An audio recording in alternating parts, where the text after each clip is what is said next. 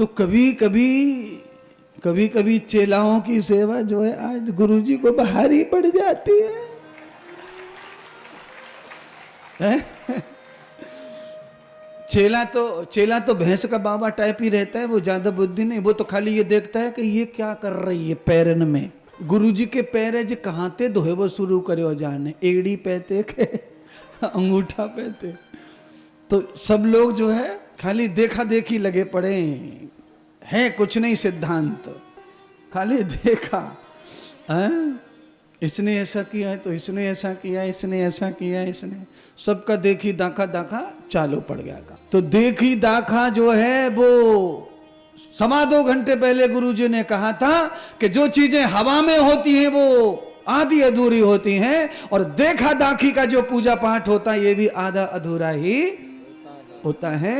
इसीलिए महाराज सेवा भी पूजा भी अनुकूल होनी चाहिए, प्रतिकूल सेवा से कभी लाभ मिलने वाला नहीं है। अरे जनवरी के महीने में अघानो लगा तो तपा तो गुरुजी ये नीचे अंगारे भंगारे लगाम तो गुरुजी भी हंस हंस के आशीर्वाद देते। अब आशीर्वाद देने वाली जीव चिपकी पड़ी है बर्फ के मारे, दद्दड़ी बाज रही, गुरुजी के प्राण बचाना मुश्किल पड़ रहा, आशीर्वाद कहाँ से दे महात्मा है? इसीलिए पहले तो माहौल अनुकूल होना चाहिए पूजा पाठ का। इसीलिए गर्मियों में गर्मी वाले पूजा पाठ करो, ठंडियों में ठंडी वाले पूजा पाठ करो। जरूरी थोड़ी है कि हर समय एक जैसा ही है। अच्छा ये देखो कुछ लोग इतने बदमाश है कि टनटनाने की ठंडी में भी भगवान पे बिल्कुल 170 ठंडा दूध डालेंगे फ्रिज में से निकाल के कि भगवान के रोंगटे खड़े हो जाए बिल्कुल। अच्छा उनको कुछ पड़ी नहीं है, वो तो चम्मच डाल के अलग, ऊपर से पानी ठंडो दूध ठंडो, और खुद बाथरूम में नहाने जाए तो उंगली डाल डाल के देखे बाल्टी में। बोलिए सर्दियों में भगवान को भी गर्म, हाँ बस समझ जाओ, अपने जैसा मानो भगवान को। अगर पेड़ा लड्डू खाते हो और उन पैसे कुछ मांग रहे हो, अगर वो तुम्हारी डिमांड को मानते हैं तो वो तुम्हारे जैसे ही हैं, तो उनको तुम्हारे जैसा ही सुख दो। हम गर्म पानी में ना हमें गीजर लगे में, और ठाकुर जी के मंदिर में कोई न गीजर न फीजर, वही पानी है फ्रीज को, वही दूध रखो रात को बासो। तो अनुकूलता ही फल देने वाली रहती है, अनुकूल व्यवहार, अनुकूल पूजा, अनुकूल सेवा। इसलिए मैंने कहा कि जिससे भगवान प्रसन्न हो, आपके जिनको आप मानते हो उनकी वही इच्छा पूरी करो। उनको क्या पसंद है, उनकी खुशी, उनका आनंद, उनका हर्ष क्या है। अगर हम भक्त हैं तो फिर हमारे पास में कुछ नहीं है उनके सिवाय, उनकी इच्छा पूरी करना ही हमारा फर्ज है। ऐसा मानकर जब हम समर्पित हो जाते हैं तो फिर अनुकूल परिणाम आते हैं, अनंत परिणाम आते हैं अपने जीवन के। ये मैं नहीं कहता हूं, ये भगवान श्री कृष्ण अर्जुन को ऐसी कथा बता रहे हैं। भगवान श्री कृष्ण ने अर्जुन को कहा कि जब जीव इतने पाप करता है, इतने पुण्य करता है, इतने झूठ बोलता है, इतना कुछ करता है, तो उसका कल्याण कैसे हो।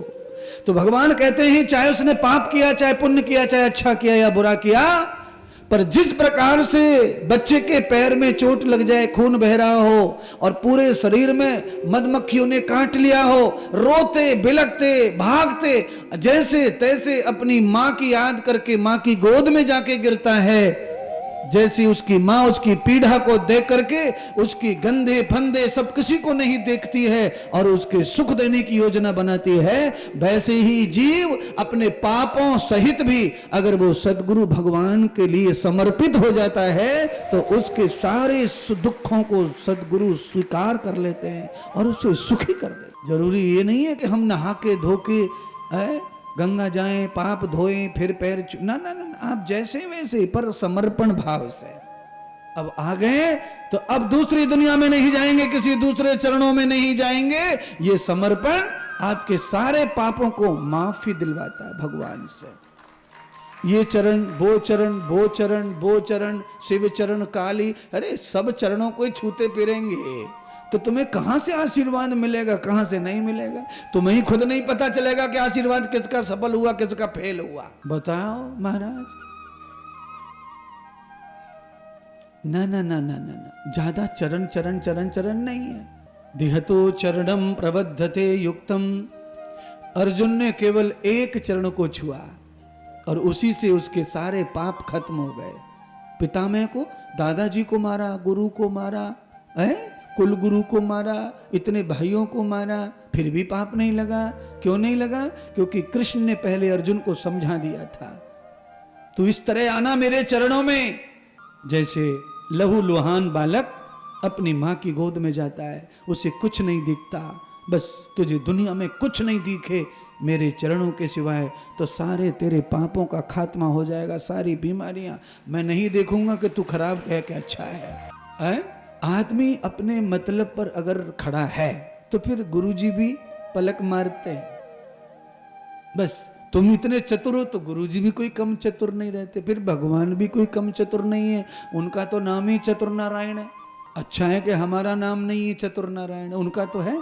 इसलिए अपने अपनी मतलब पर साबित खड़े मत रहो, फिर तो पाप का फल भी भोगना पड़ेगा, पुण्य का भी भोगना पड़ेगा। सम्यक जातो न पुरुषस्य धीमहि। दूसरी दुनिया है ही नहीं अपने लिए। जब ये भाव हो जाता है तो सवाल खत्म हो जाते हैं, और जिसके मन में सवाल खत्म हो गया उसके मन में सब कुछ उसे प्राप्त हो जाएगा। गुरु जी का जो है वो सब उसी का है, और जिनके मन में सवाल सवाल सवाल, उनका गुरु जी का वो कुछ भी नहीं ले सकते, कुछ भी। कितनी भर जिंदगी भर प्रयत्न करो, कुछ भी नहीं मिलेगा, भगवान से भी नहीं, गुरु जी से भी नहीं, कुछ नहीं मिलेगा। सवाल वहां करने चाहिए जहां परीक्षा देनी है। भगवान के चरणों में परीक्षा देनी भी नहीं और लेनी भी नहीं है। भगवान गीता में स्वयं कह रहे, बार बार कह रहे कि तू चाहे जितना लिथड़ा बिगड़ा कैसा भी है, पर इस भाव से आ कि तू लहू लुहान पड़ा है, तेरा कोई नहीं है दुनिया में, तुझे सब प्राप्त हो जाएगा।